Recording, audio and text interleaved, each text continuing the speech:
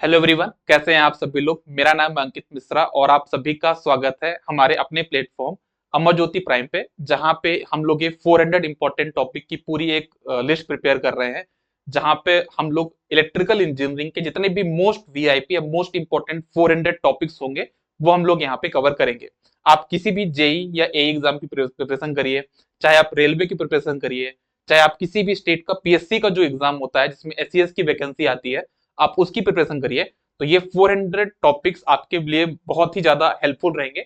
और मोस्टली ये ज्यादा हेल्पफुल तब रहेंगे जब आप एग्जाम के 1 मंथ पहले आप इसको प्रिपेयर करेंगे। तो इन पूरे टॉपिक्स को करने में मैक्स टू मैक्स आपको 10 to 15 डेज लगेंगे। अगर आप बहुत ही डेडिकेटेड तरीके से करते हैं तो 7 to 10 डेज में भी ये कवर किया जा सकता है। तो चलिए हम ज्यादा टाइम डिले किए बिना आज का हमारा जो टॉपिक है बेसिक्स ऑफ कंट्रोल सिस्टम उसको स्टार्ट करते हैं। तो जैसे आप सबको पता होगा हमारे कंट्रोल सिस्टम के बारे में कि हमारा कंट्रोल सिस्टम सबसे पहले हमको समझना होता है कि सिस्टम क्या होता है। सिस्टम मतलब ये कि कोई भी सिस्टम होगा वो नंबर ऑफ एलिमेंट से मिलकर बना होगा। जैसे हम लोग भी एक सिस्टम है ना, वो बहुत सारे एलिमेंट से मिलकर बने हैं। हाथ पैर नाक कान गला सारी चीजें मिलकर एक सिस्टम बनाती है ना। तो सिस्टम एक्चुअली में होता है क्या, कॉम्बिनेशन ऑफ एलिमेंट जिसका कुछ एक डिजायर्ड टास्क होगा, है ना। कोई भी चीज किसी ना किसी पर्पज के लिए बनाई जाएगी। फैन का पर्पज क्या है, हवा देना। एसी का पर्पज क्या है, ठंड रूम को कूल करना। हीटर का पर्पज क्या है, रूम को गर्म करना। तो हर एक चीज आपका एक सिस्टम है जिसका कुछ ना कुछ एक पर्टिकुलर टास्क होगा और वो बहुत सारे एलिमेंट से मिलकर बना होगा। जैसे एग्जांपल के तौर पे मेरे पास जितने भी सिस्टम है वो जितने भी इनपुट्स है वो कुछ ना कुछ इनपुट एक्सेप्ट करेंगे। जैसे मेरे पास एक सिस्टम है, उसको मैं इनपुट दे रहा हूं रेफरेंस इनपुट।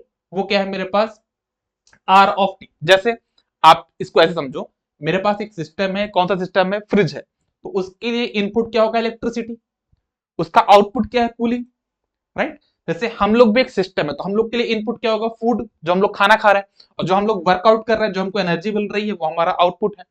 तो सिस्टम के लिए एक रेफरेंस इनपुट डिफाइंड है और एक सिस्टम के लिए रेफरेंस या फिर कंट्रोल्ड आउटपुट डिफाइंड है ना। तो हम लोग इनपुट को क्या बोलते हैं, रेफरेंस इनपुट। इनपुट बस से मैटर नहीं है, इनपुट बस जरूरी नहीं है, आपको रेफरेंस इनपुट देना पड़ेगा जिससे वो सिस्टम चले। वैसे हमारे सिस्टम के लिए आउटपुट का आना जरूरी नहीं है, वो जो आउटपुट आए वो कंट्रोल्ड मैनर में रहे, ये बात भी हमको जानना जरूरी है। ठीक है, अब बात करते हैं, एक नया टर्म आता है हमारे सिस्टम को डिफाइन करने के लिए, वो होता है हमारे पास ट्रांसफर फंक्शन। ट्रांसफर फंक्शन याद रखिएगा, ये हमेशा किस सिस्टम के लिए डिफाइन है, ये सिर्फ और सिर्फ लीनियर टाइम इनवेरिएंट सिस्टम के लिए डिफाइंड है। याद रखिएगा, it is only defined for LTI system. LTI मतलब क्या होता है, लीनियर टाइम इनवेरिएंट सिस्टम। अगर इस सिस्टम कोई एलटीआई है, लीनियर सिस्टम है, तो उसमें इनिशियल कंडीशन तो जीरो होगी, ये बात याद रखिएगा। तो ये भी आपको मेंशन करना पड़ता है कि जब हम लोग ट्रांसफर फंक्शन निकालते हैं तो हमें इनिशियल कंडीशन जीरो मान के चलना होता है। मतलब जैसे एक इंडक्टर है, तो अगर उसमें पहले से कोई इनिशियल आपके पास एनर्जी है तो आप उसको वहां पे कंक्लूड नहीं करोगे, आप उसको यहाँ पे ट्रांसफर फंक्शन नहीं निकालोगे। ट्रांसफर फंक्शन निकालने के लिए आपको उसकी जो इनिशियल कंडीशन है वो जीरो मान के चलोगे। बात आती है ट्रांसफर फंक्शन का डेफिनेशन क्या होगा। तो हमें क्या करना होता है, लाप्लास ट्रांसफॉर्म निकालना होगा। आप लोग अपने बीटेक में या डिप्लोमा में आपने पढ़ा होगा लाप्लास ट्रांसफॉर्म। तो हमें करना क्या होगा, जैसे मेरे पास एक सिस्टम है, ये इसका आउटपुट है, ये इसका इनपुट है, तो मुझे करना क्या होगा, आउटपुट का मैं लाप्लास निकालूंगा, अपॉन में करूंगा किसके, लाप्लास ट्रांसफॉर्म ऑफ इनपुट। मतलब एक्चुअली में ट्रांसफर फंक्शन क्या है, Laplace transform of output to the आपका Laplace transform of the input. इन दोनों का आपको क्या करना है, रेशियो करना है। समझ में आया सभी को। चलिए, एक प्रश्न हमारे पास होगा, ठीक है, कि ट्रांसफर फंक्शन क्या हो जाएगा पास यहाँ पे, C S upon R S. Clear हो गया, ठीक है। इनपुट जो आपके पास एक सिस्टम है, ये इनपुट है जो इस सिस्टम को एक्साइट कर रहा है। जैसे आप ये समझिए कि आप कहीं बैठे हुए हैं, आप इनपुट लें तो आपके अंदर एक्साइटेशन आ जाएगा, ठीक है ना। वैसे ही सिस्टम के लिए जो इनपुट वो किसकी तरह काम करता है, एक्साइटेशन के लिए। और जो आउटपुट आता है वो रिस्पॉन्ड की तरह काम करता है, रिस्पॉन्स की तरह काम करता है। तो एक काम करता हूं मैं, जो इनपुट है ना, जो एक्साइटेशन है, मान लेता हूं किस प्रकार का एक्साइटेशन है, वो इंपल्स एक्साइटेशन है। कैसा है, इंपल्स इनपुट है। तो जब इंपल्स टाइप का एक्साइटेशन है तो आउटपुट कैसा आएगा, इंपल्स रिस्पॉन्स। अगर आप इनपुट या एक्साइटेशन कैसा दे रहे हो, आप दे रहे हो यूनिट स्टेप, तो आपका जो रिस्पॉन्स आएगा वो क्या आएगा, स्टेप रिस्पॉन्स। अगर आप रैंप इनपुट दे रहे हो तो आउटपुट कैसा आएगा, रैंप रिस्पॉन्स। तो अगर आप यहाँ पे एक सिस्टम है, आप इसको इम्पल्स इनपुट दे रहे हो, तो जो रिस्पॉन्स आएगा वो कैसा आएगा, इम्पल्स रिस्पॉन्स, ठीक है ना।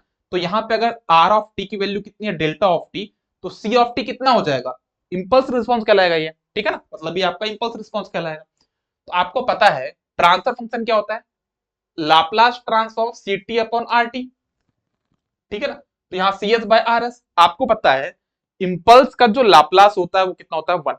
तो आपका आर ऑफ एस की वैल्यू अगर 1 हो जाए इस फॉर्मूले में, अगर इस फॉर्मूले में आर ऑफ एस की वैल्यू 1 हो जाए, तो क्या हो जाएगा, ट्रांसफर फंक्शन बराबर क्या हो जाएगा आपका, सी ऑफ एस। तो हम लोग यहाँ पे ट्रांसफर फंक्शन की एक बहुत ही बेहतरीन डेफिनेशन बताने वाले हैं, वो क्या है, लाप्लास, जो आपका ट्रांसफर फंक्शन है वो हमेशा इंपल्स रिस्पॉन्स के बराबर होता है। जैसे एक प्रश्न दिया है कि आपके पास इंपल्स रिस्पॉन्स दिया हुआ है, यहाँ पे आपके पास यहाँ पे एक इंपल्स रिस्पॉन्स दिया हुआ है, ठीक है, और इस इंपल्स रिस्पॉन्स के बारे में आपसे क्या पूछा गया है, आपसे पूछा था ट्रांसफर फंक्शन क्या होगा, इंपल्स रिस्पॉन्स ये है, इसका आप क्या निकाल दो, लाप्लास निकाल दो, तो आपका क्या बन जाएगा, ट्रांसफर फंक्शन। तो मैंने यही किया है, इसका ट्रांसफर लाप्लास कितना हो जाएगा, 10 अपॉन एस प्लस 3, तो 10 अपॉन एस प्लस 3 आपका उत्तर हो जाएगा, ठीक है। एक चीज और याद रखिएगा, जो ट्रांसफर फंक्शन आया है ना, इसमें दो टर्म है, एक है डिनोमिनेटर, एक है न्यूमरेटर। जो न्यूमरेटर होता है, डिवाइड के जो नीचे है उसको बोलता हूं डिनोमिनेटर, हिंदी में इसको हर बोलते हैं, और हिंदी में ऊपर वाले को अंश बोलते हैं, जिसको हम लोग क्या बोलते हैं वहां पे, न्यूमरेटर। तो अगर आप डिनोमिनेटर को, मतलब ट्रांसफर फंक्शन के डिनोमिनेटर को 0 से इक्वेट करोगे, तो एस इक्वल टू जो भी पॉइंट्स आएंगे उनको मैं उस सिस्टम के पोल्स बोलता हूं, और उसको मैं एस प्लेन में क्रॉस से डिफाइन करूंगा, किससे, क्रॉस से मैं डिफाइन करूंगा, ठीक है। क्या बोला मैंने, जो आपका ट्रांसफर फंक्शन है उसके डिनोमिनेटर को 0 से इक्वेट करोगे, तो s इक्वल टू 0 या फिर s इक्वल टू जो भी आपके पॉइंट्स आएंगे उनको मैं सिस्टम के पोल्स की लोकेशन बोलता हूं, है ना, और उसको मैं एस प्लेन में क्रॉस जैसे डिफाइन करूंगा। या फिर सिस्टम पोल की एक और डिफिनेशन बोल सकते हैं कि ट्रांसफर फंक्शन में एस की वो पॉइंट या एस की वो लोकेशन जिससे ट्रांसफर फंक्शन की वैल्यू इंफिनिटी हो जाए, उसको मैं क्या बोलता हूं, आपका सिस्टम के पोल्स बोलता हूं, ठीक है ना। तो ट्रांसफर फंक्शन जहां पे इंफिनिटी हो उसको पोल्स बोलेंगे, ट्रांसफर फंक्शन जहां पे 0 हो उसको हम सिस्टम के जीरोस बोलेंगे। या फिर सिस्टम के जीरो को हम ऐसे डिफाइन कर सकते हैं कि आप ये समझो कि आपके पास कोई सिस्टम है ना, उसका ट्रांसफर फंक्शन है, उसके ट्रांसफर फंक्शन में से जो न्यूमरेटर है, डिनोमिनेटर नहीं, न्यूमरेटर को 0 से इक्वेट करो, एस इक्वल टू 0 करोगे, तो जो भी एस इक्वल टू जो भी पॉइंट्स आएंगे, जब न्यूमरेटर को 0 से इक्वेट करोगे, एस इक्वल टू जितने भी पॉइंट्स आएंगे वो सभी आपके क्या होंगे, सिस्टम के जीरोस होंगे, और उसको हम लोग डॉट पॉइंट से डिनोट करते हैं, ठीक है ना। या फिर आप ऐसा समझिए, एस इक्वल टू जितने भी पॉइंट्स पे ट्रांसफर फंक्शन 0 हो जाएगा उसको मैं सिस्टम की 0 बोलता हूं। जैसे इस प्रश्न के लिए मेरे पास न्यूमरेटर को 0 करूंगा, तो एस का तो कोई लोकेशन नहीं है, मतलब इस सिस्टम में एक भी 0 नहीं है। पोल है क्या, हाँ, एस इक्वल टू -3 एक पोल है, और उसको मैं क्रॉस से डिफाइन करूंगा, क्रॉस से डोनेट करूंगा। देखो यहाँ पे मैंने एस इक्वल टू -3 यहाँ पे डिनोट किया है, समझ में आया। तो ये चीज आपकी हो गई। एक चीज याद रखना, हमारे कंट्रोल सिस्टम सबको पता होगा, बेसिक कॉमन सेंस की बात है कि मेरे सिस्टम में अगर कोई S equal to point, minus point S equal to -3 S equal to -1, है ना, अगर ये लेफ्ट हैंड साइड में है, मतलब एस की लोकेशन कहां पे है, लेफ्ट हैंड साइड में एस प्लेन के, तो वो क्या हो जाएगा, सिस्टम आपका स्टेबल होगा। जैसे मैं अगर देखूं, मेरे पास एक सिस्टम ये है जिसमें पोल्स यहां पे हैं, एक सिस्टम में पोल यहां पे है, ये आपका क्या बाउंड्री है, इधर सिस्टम आपका क्या हो जाएगा, अनस्टेबल। तो करना क्या है कि अगर ये वाले पॉइंट्स यहाँ पे इससे ज्यादा दूर है, आप समझो इसके खतरे की घंटी है, खतरे की घंटी से दूर है मतलब ज्यादा स्टेबल है, और ये खतरे की घंटी के ज्यादा पास में, तो सिस्टम आपका स्टेबल तो है बट ज्यादा स्टेबल नहीं है, लेस स्टेबल है। तो इसको हम लोग आगे डिस्कस करते हैं या फिर आगे पढ़ते हैं रिलेटिव स्टेबिलिटी के बारे में। अगर कोई पॉइंट्स बीच में आ गया, ओरिजिन पे आ गया, उसको बोलूंगा जस्ट स्टेबल, मतलब वो खतरे वाली घंटी पे इधर आएगा तो उनको खतरा पे पहुंच जाएगा, वो मतलब वो अनस्टेबल हो जाएगा। तो बीच में मतलब वो जस्ट स्टेबल है, मतलब स्टेबल और अनस्टेबल के बीच वाली कड़ी पे है। अगर इधर पहुंच गया कोई सिस्टम का पोल, तो सिस्टम तो अनस्टेबल हो जाएगा। मतलब सिस्टम की स्टेबिलिटी के लिए सिस्टम के पोल का, मतलब ट्रांसफर फंक्शन के पोल्स का लेफ्ट हैंड साइड पे रहना बहुत जरूरी है, जे ओमेगा एक्सिस के एस प्लेन पे। जो एस प्लेन है उसके जो मेगा एक्सिस है उसके लेफ्ट साइड में आपका यहाँ पे पोल होना चाहिए। जीरोस कहाँ पे होने चाहिए? तो जीरोस कहीं पे भी हो सकते हैं, लेफ्ट में भी हो सकते हैं, राइट में भी हो सकते हैं, या फिर ओरिजिन पे भी हो सकते हैं, या फिर आपके जे ओमेगा एक्सिस पे भी हो सकते हैं। उससे हमारे सिस्टम की स्टेबिलिटी पे कोई फर्क नहीं पड़ेगा। बट तब भी हम लोग कोशिश करते हैं कि जब हमारे सिस्टम के पोल्स लेफ्ट में है तो जीरोस भी लेफ्ट में रहे, उससे हमारा नुकसान कुछ नहीं है। अगर वो राइट में चले जाएंगे कोई नुकसान नहीं है, पर तब भी हम लोग कोशिश करते हैं कि सिस्टम के जो पोल्स हैं वो हमारे लेफ्ट हैंड साइड पे हो। एक प्रश्न है हमारे पास, इसको हमको पोल्स एंड जीरोस की लोकेशन बतानी है ना। तो जीरोस कौन कौन से होंगे? s equals to -1, s equals to 3, ये जीरोस हो गए। पोल कौन कौन से होंगे? s इक्वल टू -7, इसको सॉल्व कर लोगे तो मिल जाएगा s equals to -2, s equals to -3, है ना। इनको पोल्स को आप क्रॉस से डिनोट कर दो, क्रॉस क्रॉस, और जीरोस को आप डॉट से डिनोट कर दो। सिस्टम क्या आपका स्टेबल क्या अनस्टेबल? जितने भी पोल हैं वो लेफ्ट में है ना, तो सिस्टम आपका स्टेबल होगा। जीरो इधर गया, जीरो तो कहीं भी जा सकते हैं, बिल्कुल बेसिक डिस्कस कर रहे हैं अपन। इसको आप लोग सॉल्व कर लोगे, मैं सॉल्व नहीं करूंगा। मेरा टास्क यहाँ पे आपको रिवीजन कराने के पर्पज से पढ़ाना है, पूरा पढ़ाना नहीं है। तो ये क्वेश्चन आप लोग खुद से सॉल्व करिएगा। कुछ और क्वेश्चन से इनको सबको आप सॉल्व खुद से करेंगे, है ना। मैं आगे कॉन्सेप्ट पे बढ़ता हूं। अच्छा, ये क्वेश्चन बता देता हूं। इस प्रश्न में आपको ट्रांसफर फंक्शन दिया है, इंपल्स रिस्पॉन्स निकालने के लिए बोला गया है। तो आपको पता है ना कि लाप्लास ट्रांसफॉर्म इंपल्स रिस्पॉन्स किसके बराबर होता है? ट्रांसफर फंक्शन के। इंपल्स रिस्पॉन्स कितना होगा? लाप्लास इनवर्स हो जाएगा। तो जो ट्रांसफर फंक्शन दिया है इसका आप लाप्लास इनवर्स निकाल लो, तो क्या हो जाएगा? Laplace inverse of 1/s² plus 3s+2। अब इसका आप कर लो पार्शियल फ्रैक्शन। जब पार्शियल फ्रैक्शन करोगे तो आपका ऐसा हो जाएगा, क्या 1 इतना, इसका पार्शियल फ्रैक्शन करो तो हो जाएगा a/s+1 b/s+2। ए और बी की वैल्यू आप निकाल लो। कैसे निकालोगे? शॉर्टकट मैंने यहां पे लगाया हुआ है। जैसे आपको निकालनी ए की वैल्यू, तो ए के डिनोमिनेटर में क्या s equals to s+1 equals to 0, तो आप कहो तो कितना आ जाएगा? s equals to -1। s equal to -1 आप इसमें पूरे में पुट करो और इस टर्म को छोड़ देना, ठीक है। तो आपके पास कितना आ जाएगा यहाँ पे ए की लोकेशन, या फिर ए के जो पॉइंट्स हो जाएंगे 1, ये आ जाएगा -1, इतना आ गया। अब इसको आप क्या कर लो? लाप्लास इनवर्स निकाल लो, तो आपका आंसर आ जाएगा। कर लेंगे आई थिंक आप सभी लोग। ये प्रश्न है, इसमें स्टेप रिस्पॉन्स दिया तो ट्रांसफर फंक्शन निकालने के लिए बोला गया है। बड़ा सिंपल क्वेश्चन है। ट्रांसफर फंक्शन क्या होता है? Laplace transform of ct upon Laplace transform of r of t। ct आपको दिया है, ये rt अब तो दिया है। rt क्या? स्टेप रिस्पॉन्स है। जब रिस्पॉन्स स्टेप है तो इनपुट क्या होगा? यूनिट स्टेप, है ना। तो u ऑफ t इनपुट हो जाएगा। अब आप इसका लाप्लास निकाल लो और इसका भी लाप्लास निकाल लो। इसका कितना आ जाएगा? 1/s+1 का होल क्यूब, है ना, सॉरी 2/s+1 का whole cube upon 1/s। Solve कर लेना, आपका आंसर आ जाएगा, ठीक है। ये प्रश्न भी है, सॉल्व कर लीजिएगा, ज्यादा डिफिकल्ट नहीं है ना। मैं थोड़ा साइड में भी हो जाता हूं तो आप एक बार क्वेश्चन को देख लो ना। ये देखो, इन प्रश्न को आप लोग देख लीजिएगा और सॉल्व कर लीजिएगा ना। ये प्रश्न भी सॉल्व कर लीजिएगा। ये सारे प्रश्न आप लोग वीडियो को पॉज करना और सॉल्व करना। आगे बढ़ते हैं हम लोग छोटे से कॉन्सेप्ट में और पे, जिसको हम बोलते हैं टाइप्स ऑफ कंट्रोल सिस्टम। दो प्रकार के हमारे पास सिस्टम होते हैं, एक होता है ओपन लूप कंट्रोल सिस्टम, एक होता है closed loop control system. Open loop control system वो सिस्टम होते हैं जहां पे जो हमारा कंट्रोलर है वो इंडिपेंडेंट होता है किससे? आउटपुट से। मतलब जैसे एक सिस्टम है, ये कंट्रोलर है, तो जैसे एग्जांपल लिया मैंने फैन का, रेगुलेटर का, है ना। तो आप रेगुलेटर को 0 पे रख रहे हो तो फैन को पता नहीं चल रहा है कि फैन की स्पीड कितनी है? ऑटोमेटिकली तो नहीं होगा, आपको मैन्युअली करना पड़ता है। मतलब आपके ओपन लूप में जो भी कंट्रोल होगा वो ह्यूमन, मतलब मनुष्य खुद ही करेंगे, उसमें कोई भी अलग अपने आप कंट्रोल नहीं होगा। मतलब यहाँ पे ह्यूमन पर्सन इन्वॉल्व होंगे, कोई यहाँ पे सेंसर नहीं है ना, नो सेंसर इज प्रेजेंट।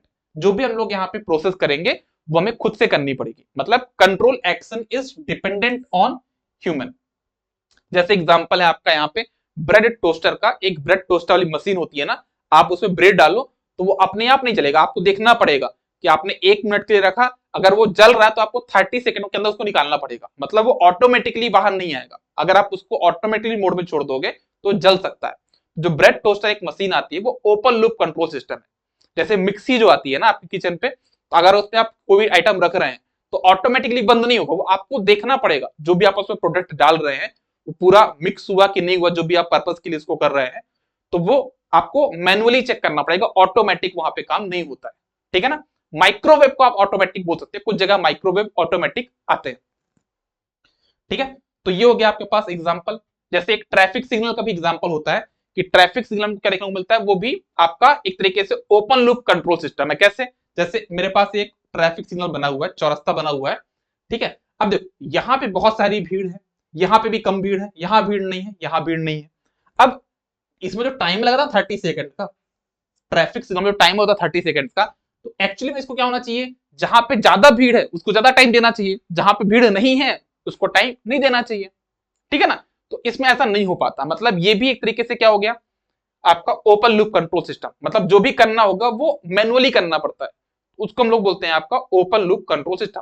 हालांकि इंडिया में कुछ जगह आपका close loop control system based पे ट्रैफिक सिग्नल आ चुके हैं, जहां पे सेंसर लगे होते हैं, है ना। वो चेक कर लेते हैं कि कितनी गाड़ियां यहाँ पे हैं। अगर एक मतलब रोड के दोनों तरफ सेंसर लगे होंगे, एक से रेज निकलेगी दूसरे पे जाएगी, अगर रेज यहां से निकल वहां तक पहुंच पा रही, मतलब वहां पे ज्यादा व्हीकल नहीं है, व्हीकल नहीं मतलब रोड खाली।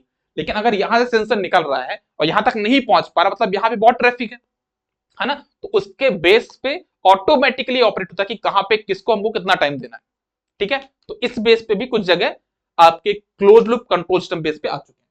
अच्छा, जैसे मेरे पास एक ओपन लूप कंट्रोल सिस्टम है जीएस, ये आरएस है, ये सीएस है, तो इसका ट्रांसफर फंक्शन क्या होगा, तो याद रखना ओपन लूप कंट्रोल सिस्टम का जो सिस्टम है ना वही ट्रांसफर फंक्शन बन जाता है, मतलब जी ऑफ एस बराबर आपका ट्रांसफर फंक्शन बनेगा।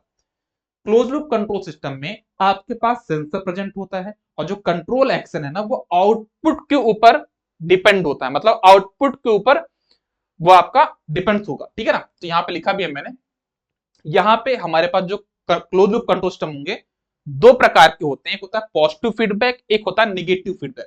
पॉजिटिव फीडबैक में क्या होगा कि आपकी स्टेबिलिटी खराब होती है, नेगेटिव फीडबैक में आपकी स्टेबिलिटी इंक्रीज होती है। तो याद रखना नेगेटिव फीडबैक से स्टेबिलिटी इंक्रीज होगी और पॉजिटिव फीडबैक से आपकी स्टेबिलिटी डिग्रेड होगी। कंट्रोल एक्शन आपका यहाँ पे डिपेंड होता है किस पे, आउटपुट पे। एक्यूरेसी इसकी अच्छी होती है क्योंकि आप यहाँ पे कंट्रोलर को बता रहे हो ना कि आउटपुट क्या है अभी प्रेजेंट में, तो उसकी वजह से आपका जो कंट्रोल एक्शन है ना, वो आपका अच्छा हो रहा है, जिससे आपकी एक्यूरेसी अच्छी मिल रही है, डिस्टॉर्शन आपको कम मिल रहा है, ठीक है। स्पीड अच्छी है ना, आपके जो काम करने की स्पीड होगी क्लोज लूप में वो ज्यादा होगी। टाइम टेकन इज लेस, क्योंकि टाइम आप स्पीड ज्यादा है, कोई काम आप बहुत जल्दी जल्दी कर रहे हो, बहुत स्पीड से कर रहे हो, तो टाइम तो कम लगेगा ना, और टाइम कम लगने से आपकी बैंडविड्थ अच्छी हो जाएगी, है ना, क्योंकि आपको पता होना चाहिए बैंडविड्थ और राइज टाइम का जो मल्टीप्लीकेशन होता है वो कांस्टेंट होता है, ठीक है। तो ये चीज भी आप यहां पर रखना। बैंडविड्थ मतलब क्या होता है, रेंज ऑफ कंट्रोल, किसी भी चीज को आप कंट्रोल करते हो तो उसका रेंज जो होगा वो बढ़ जाएगा अगर आप उसको क्या लगा दोगे, क्लोज लूप कंट्रोल सिस्टम, ठीक है। क्लोज लूप कंट्रोल सिस्टम का ट्रांसफर फंक्शन क्या होगा देखना, ये आपका जीएस है, सिस्टम है, ये आपका फीडबैक है, एच ऑफ एस है, ठीक है। तो इसका जो ट्रांसफर फंक्शन बन जाएगा कितना आ जाएगा, वो G upon one plus G H होगा, ये सबको पता है, कोई दिक्कत की बात है नहीं। यूनिटी फीडबैक में एच की वैल्यू 1 हो जाएगी, तो आपका क्लोज लूप ट्रांसफर कितना हो जाएगा, जी अपॉन वन प्लस जी हो जाएगा, ठीक। इसको बोलता हूं मैं क्या, आपका क्लोज लूप ट्रांसफर फंक्शन, और इस जी को मैं बोलूंगा ओपन लूप ट्रांसफर फंक्शन। तो इसको मैं क्या बोलता हूं यहाँ पे, क्लोज लूप ट्रांसफर तो बराबर open loop transfer function upon one plus open loop transfer function. यहां से कभी कभी ऐसा पूछा है कि आपको क्लोज लूप ट्रांसफर फंक्शन दिया जाएगा और पूछेगा कि आप ओपन लूप ट्रांसफर फंक्शन निकाल के बताओ, तो वो भी आप कर सकते हो। कैसे, ओपन लूप ट्रांसफर फंक्शन बराबर close loop transfer function upon one minus close loop transfer function. बस इसी से मैंने ड्राइव किया है, आप यहाँ पे प्लस है यहाँ पे माइनस आ रहा, बस इतना है ना, और कुछ नहीं। प्रश्न है कुछ यहाँ पे देख लो, इसमें आपको जी की वैल्यू दी हुई है, यूनिटी फीड मतलब एच की वैल्यू कितनी यहाँ पे 1 है, आपको क्लोज लूप ट्रांसफर फंक्शन निकालना है। जी की वैल्यू है, एच की वैल्यू दी हुई है, आप निकाल लोगे G upon one plus G H, ठीक। या फिर इसका शॉर्टकट है, जब कभी यूनिटी फीडबैक रहा करे ना, शॉर्टकट क्या है, इस 10 को जाके डिनोमिनेटर पे जाके ऐड कर दो, तो कितना आ जाएगा 10 अपॉन एस प्लस 8, इसका उत्तर आ जाएगा ना, यहाँ पे कितना आ जाएगा उत्तर इसका 10 अपॉन एस प्लस 8। शॉर्टकट क्या है, जब कभी यूनिटी फीडबैक हो ना और आपको निगेटिव फीडबैक भी हो, तो क्या करना होगा, जो ऊपर है ना 10, इसको जाके यहाँ पे जोड़ दो, कितना हो जाएगा 10 अपॉन एस प्लस 8, यही आपका उत्तर हो जाएगा। इस प्रश्न को देखो, यहाँ पे आपको क्या दिया है, इंपल्स रिस्पॉन्स दिया, मतलब आपको ट्रांसफर फंक्शन दिया है। क्या करोगे आप, इसका लाप्लास निकाल दोगे तो आपको ट्रांसफर फंक्शन आ जाएगा, ठीक है, मतलब क्लोज लूप ट्रांसफर फंक्शन आ जाएगा। अब फिर आपको फॉर्मूला पता है ना ओपन लूप ट्रांसफर फंक्शन का, क्या, close loop transfer function upon 1 minus close loop transfer function, बस उत्तर आ जाएगा। देखो आपने पहले क्या निकाल लिया, क्लोज लूप ट्रांसफर फंक्शन, कैसे निकाला, इसका आप लाप्लास ले लो, आपने लाप्लास ले लिया, आप यहां तक पहुंच गए, ये आपको हो गया क्लोज लूप ट्रांसफर फंक्शन। अब आपको निकालना क्या, ओपन लूप ट्रांसफर फंक्शन, तो करना क्या होगा, ये फॉर्मूला है close loop transfer function upon 1 minus close loop transfer function, तो इससे आपका ओपन लूप ट्रांसफर फंक्शन आ जाएगा। अब एक जो लास्ट चीज हमारे पास बचती है बेसिक्स ऑफ कंट्रोल सिस्टम में, वो क्या है, फीडबैक।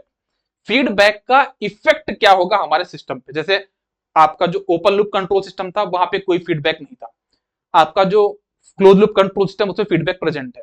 तो हम लोग जब फीडबैक लगाते हैं तो उससे क्या क्या सिस्टम में हमारी चीजें देखने को मिलते हैं। पहला बात कर रहे हैं हम गेन पे, तो देखना हम जब गेन की बात करते हैं ना तो समझिएगा, जैसे मेरे पास एक close loop control open loop control system है, ओपन लूप कंट्रोल सिस्टम है, इसकी वैल्यू मान लो 50 है, गेन जो आपका 50 है, इधर आप इनपुट दे रहे हो, इधर आप आउटपुट आप पा रहे हो, ठीक है ना, ठीक है, इतना तो हो गया आपका पास, मतलब इसका ट्रांसफर फंक्शन तक आपका 50 है, क्योंकि ओपन लूप कंट्रोल सिस्टम में जो गेन होगा वही आपका ट्रांसफर फंक्शन होता है, यहां तक पहुंच गए। लेकिन जब आप बात करते हो नेगेटिव फीडबैक की, तो इसमें से आप जब वैल्यू पुट करोगे कितना, 50 बटिंग क्या, मन ट्रांसफर फंक्शन कितनी है 50 बटिंग क्या, मतलब समझ में आया कि नेगेटिव फीडबैक आपके गेन को कम कर देता है। देखो हमारे लिए गेन ज्यादा इंपॉर्टेंट नहीं है, हमारे लिए स्टेबिलिटी ज्यादा इंपॉर्टेंट है, ठीक है ना, गेन से ज्यादा हम नहीं चाहिए, हमारे सिस्टम में गेन नहीं चाहिए, हमको स्टेबिलिटी चाहिए। आप इसको ऐसे समझो कि आपके पास एक स्पीकर है, ठीक है ना, वो बहुत तेज आवाज का, लेकिन समझ में नहीं आ रहा क्या बोल रहा है, तो क्या आप ऐसा स्पीकर परचेज करोगे, नहीं ना, मतलब आपके तेज आवाज से ज्यादा मतलब नहीं है, आपके लिए ज्यादा इंपॉर्टेंस क्या है कि जो भी आवाज है वो क्लियर आवाज है, ठीक है ना। तो वही बात हो गई कि हमारे सिस्टम के लिए गेन ज्यादा इंपॉर्टेंट नहीं है, हमारे सिस्टम के लिए स्टेबिलिटी एंड एक्यूरेसी ज्यादा इंपॉर्टेंट है, ठीक है ना। तो नेगेटिव फीडबैक गेन को कम कर रहा है, ये कहीं से भी नेगेटिव पॉइंट नहीं बोलेंगे, मतलब कहीं से खतरा नहीं है, कोई खराब चीज नहीं है, ठीक है चलेगा। हमारा जो पॉजिटिव फीडबैक है ना, वो हमारे सिस्टम के गेन को बढ़ा दे रहा है, बट स्टेबिलिटी डिक्रीज कर दे रहा है। तो याद रखना फीडबैक का इफेक्ट क्या है, देखो अगर आप ओपन लूप कंट्रोल सिस्टम है तो फीडबैक आपका 50 था, लेकिन जब आपने क्लोज लूप लगा दिया, मतलब ये दो प्रकार के क्लोज लूप होते हैं, आपका कौन सा होगा, पहला नेगेटिव फीडबैक फिर पॉजिटिव फीडबैक। नेगेटिव फीडबैक के केस में आपका गेन कम होगा, पॉजिटिव फीडबैक के केस में गेन बढ़ेगा, लेकिन हम पूरे कंट्रोल सिस्टम में क्या पढ़ते हैं, सिर्फ नेगेटिव फीडबैक। तो याद रखना नेगेटिव फीडबैक क्यों पढ़ रहे हैं, नेगेटिव फीडबैक भले हमारे गेन को कम कर रहा है बट स्टेबिलिटी को इंक्रीज कर रहा है, ठीक। अब देखो दूसरी बात है, हमारे पास स्टेबिलिटी पे क्या फर्क पड़ता है फीडबैक का। एक बात समझिएगा, फीडबैक का मतलब ये नहीं होता है कि आप सिस्टम की स्टेबिलिटी बढ़ा ही लोगे, आप इसको ऐसे समझिए, प्रॉपर फीडबैक होना जरूरी है। कोई बच्चा आप पढ़ा रहे हो, ठीक है ना, आप किसी क्लास में आप किसी बच्चे को पढ़ा रहे हो, आप उसका फीडबैक उनके पेरेंट्स को दे रहे हो, लेकिन अगर प्रॉपर फीडबैक आप दोगे तभी उस बच्चे की भी ग्रोथ मिलेगी, तभी बच्चे में स्टेबिलिटी मिलेगी। मतलब प्रॉपर फीडबैक का होना बहुत जरूरी है for the stability of the system. लेकिन अगर आप इम्प्रॉपर फीडबैक दोगे तो सिस्टम की स्टेबिलिटी डिग्रेड हो सकती है, डिक्रीज हो सकती है ना। जनरली फीडबैक का पर्पज है स्टेबिलिटी को इंक्रीज करना, लेकिन वो डिपेंड करता है कि जो आप फीडबैक दे रहे हो वो सही दे रहे हो या खराब दे रहे हो, ठीक है। सही प्रॉपर फीडबैक दोगे सिस्टम की स्टेबिलिटी तो बढ़नी ही है, उसी के लिए हमने लगाया फीडबैक। लेकिन अगर आप खराब फीडबैक दे दोगे तो सिस्टम की स्टेबिलिटी डिक्रीज भी हो सकती है। ऐसा नहीं है कि फीडबैक लगा दे तो बिल्कुल कुछ भी काम कर लिया आपने, नहीं, फीडबैक लगाया बट आपको उसको सही फीडबैक देना बहुत जरूरी है। बात करते हैं सेंसिटिविटी पे, ये बड़ा इंपॉर्टेंट चैलेंज होता है हमारे लिए कि हमारे फीडबैक का या फिर हमारे सिस्टम में फीडबैक में सेंसिटिविटी पे क्या फर्क पड़ेगा। समझो एक सिस्टम है, ये आपका जी ऑफ एस की वैल्यू है, इनपुट आपका आर ऑफ एस है और आउटपुट आपके पास यहां पे क्या है, सी ऑफ एस है। धोखे से समझो कि इस सिस्टम में कुछ गड़बड़ी आ गई, ठीक है ना, जिसको बोलते हैं पैरामीटर वेरिएशन, कुछ भी गड़बड़ी आ गई तो जो भी आप इनपुट दोगे उसका इफेक्ट इसके साथ होगा और वो चीज आपको आउटपुट देखने को मिलेगी। मतलब कहने का मतलब ये है कि इसमें जो भी इनपुट आया ना, जो भी डिस्टर्बेंस आया वो इसके आउटपुट को बिगाड़ देगा, ठीक है। ये होता है ओपन लूप कंट्रोल सिस्टम में। अब होता है कैसे, मान लो इस सिस्टम में 10% गड़बड़ी आई तो पूरी 10% गड़बड़ी आपको आउटपुट में देखने को मिलेगी। समझ में आया। ओपन लूप कंट्रोल सिस्टम में होगा क्या कि अगर थोड़ा बहुत भी पैरामीटर वेरिएशन हुआ इस पे, और इस पे कितने भी परसेंट, मतलब जी% आप 5%, 25%, कुछ भी गड़बड़ी आई, कुछ भी इसमें आपका नॉइज आया, कुछ भी इसमें इफेक्ट आया, तो उसका इफेक्ट आपको आउटपुट पे देखने को मिलेगा पूरा का पूरा।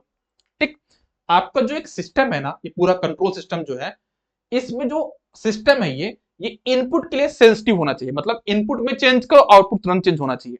ठीक, कोई भी सिस्टम है, इनपुट चेंज किया आउटपुट तुरंत चेंज होना चाहिए, बिल्कुल हम सिस्टम में मानते हैं। लेकिन हमारा जो सिस्टम है ना, वो जो पैरामीटर वेरिएशन है ना, उससे इंडिपेंडेंट होना चाहिए, मतलब इसमें कुछ भी चेंजेस कर दो, हमारा आउटपुट में फर्क नहीं पड़ना चाहिए।